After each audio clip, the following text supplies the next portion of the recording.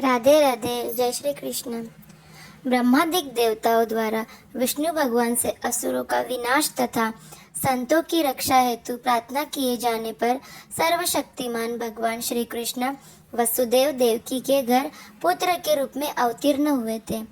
एक दिन सनकादिकों देवताओं और प्रजापतियों के साथ ब्रह्मा जी, भूतगणों के साथ सर्वेश्वर महादेव जी, मरुदगणों के साथ देवराज इंद्र, आदित्यगण, आठों वसु, अश्विनी कुमार, ऋभु, अंगिरा के वंशज ऋषि, 11 रुद्र, विश्वदेव, साध्यगण, गंधर्व, अप्सराएं, नाग, सिद्ध, चारण, गुह्यक, ऋषि, पितर, विद्याधर और किन्नर आदि देवता मनुष्य सा मनोहर वेश धारण करने वाले और अपने श्याम सुंदर विग्रह से सभी लोगों का मन अपनी ओर खींचकर रमा लेने वाले भगवान श्री कृष्ण के दर्शन करने द्वारकापुरी में आते हैं।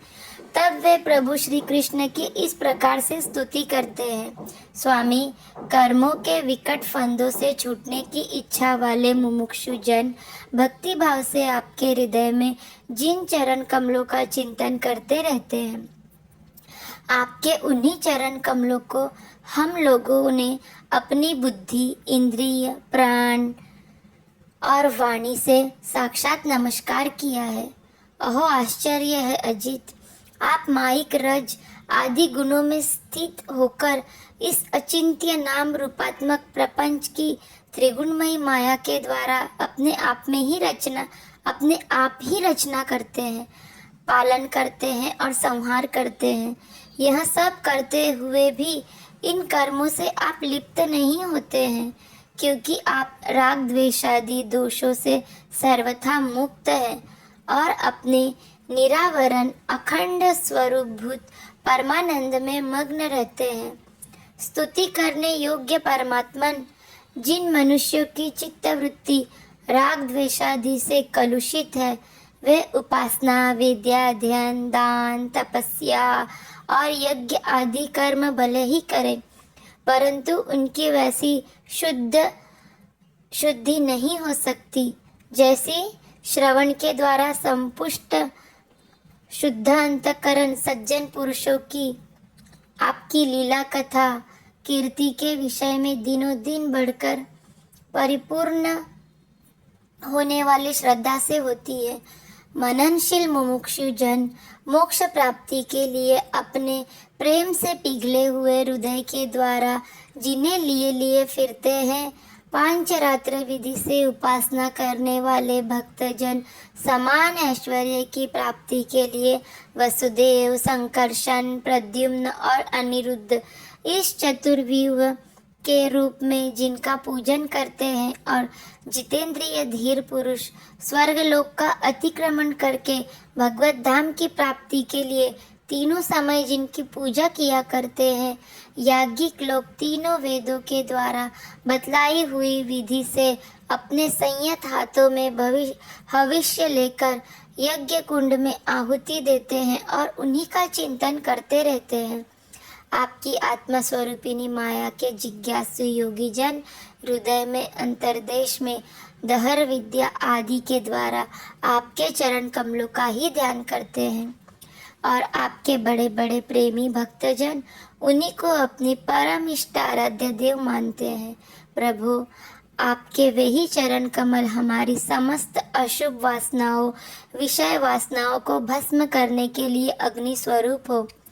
वे हमारे पाप तापों को अग्नि के समान भस्म कर दे। प्रभु, यह भगवती लक्ष्मी आपके वक्षस्थल पर मुरझाई हुई बासी वनमाला से भी सौत की तरह स्पर्धा रखती है, फिर भी आप उनकी परवाह न कर भक्तों के द्वारा इस बासी माला से की हुई पूजा भी प्रेम से स्वीकार करते हैं। ऐसे भक्त वत्सल प्रभु के चरण कमल सर्वदा हमारी विषय वासनाओं को जलाने वाले अग्नि स्वरूप हो। अनंत वामना अवतार में दैत्यराज बलि की दी हुई पृथ्वी को नापने के लिए जब आपने अपना पग उठाया था और वह सत्यलोक में पहुंच गया था, तब यह ऐसा जान पड़ता था मानो कोई बहुत बड़ा विजय ध्वज हो। ब्रह्मा जी द्वारा चरण पखारने के बाद उससे गिरती हुई गंगा जी के जल की 3 धाराएं ऐसी जान पड़ती थी मानो ध्वज में लगी हुई 3 पताकाएं फहरा रही हो। उन्हें देखकर असुरों की सेना भयभीत हो गई थी और देवसेना निर्भय। आपका वह चरण कमल साधु स्वभाव के पुरुषों के लिए आपके धाम वैकुंठ लोक की प्राप्ति का और दुष्टों के लिए अधोगति का कारण है। भगवान आपका वही पाद पद्म हम भजन करने वालों के सारे पाप ताप धो बहा दे।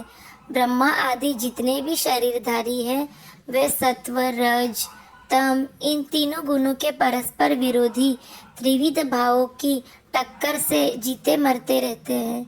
वे सुख दुख की थपेड़ों से बाहर नहीं हैं और ठीक वैसे ही आपके वश में हैं जैसे नथे हुए बैल अपने स्वामी के वश होते हैं। आप उनके लिए भी काल स्वरूप है। उनके जीवन का आदि मध्य और अंत आपके ही अधीन है। इतना ही नहीं, आप प्रकृति और पुरुष से भी परे स्वयं पुरुषोत्तम है। आपके चरण कमल हम लोगों का कल्याण करें। प्रभु, आप इस जगत की उत्पत्ति स्थिति और प्रलय के कारण हैं, क्योंकि शास्त्रों में ऐसा कहा गया है कि आप प्रकृति पुरुष और महत्त्व के भी नियंत्रण करने वाले काल है। शीत ग्रीष्म और वर्षा काल रूप 3 नाभियों वाले संवत्सरन के रूप में सबको क्षय की ओर ले जाने वाले काल आप ही है।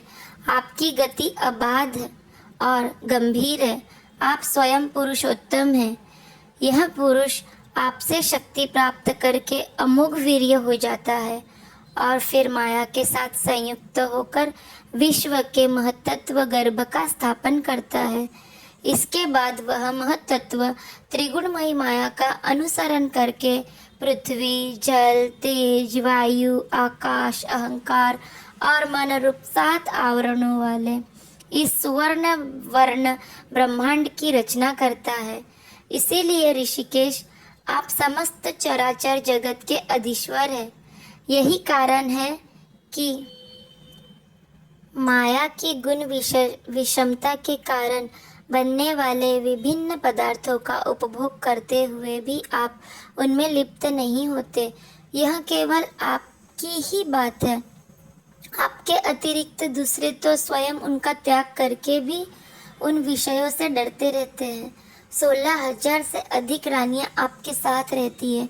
वे सब अपनी मंद मंद मुस्कान और तिरछी चितवन से युक्त होकर भौहों के इशारे से और सुर ताल आलापों से प्रौढ़ सम्मोहक कामबाण चलाती है और काम कला की विविध रीतियों से आपका मन आकर्षित करना चाहती है, परंतु फिर भी वे अपने परिपुष्ट कामबाणों से आपका मन तनिक भी न डिगा सकी। वे असफल रही। आपने त्रिलोकी की पाप राशि को धो बहाने के लिए 2 प्रकार की पवित्र नदियां बहा रखी है। एक तो आपकी अमृतमयी लीला से भरी कथा नदी और दूसरी आपके पाद प्रक्षालन के जल से भरी गंगा जी। अतः संत सत्संग सेवी विवेकी जन कानों के द्वारा आपकी कथा नदी में और शरीर के द्वारा गंगा जी में गोता लगाकर दोनों ही तीर्थों का सेवन करते हैं और अपने पाप ताप मिटा देते हैं। जय श्री कृष्ण। राधे राधे।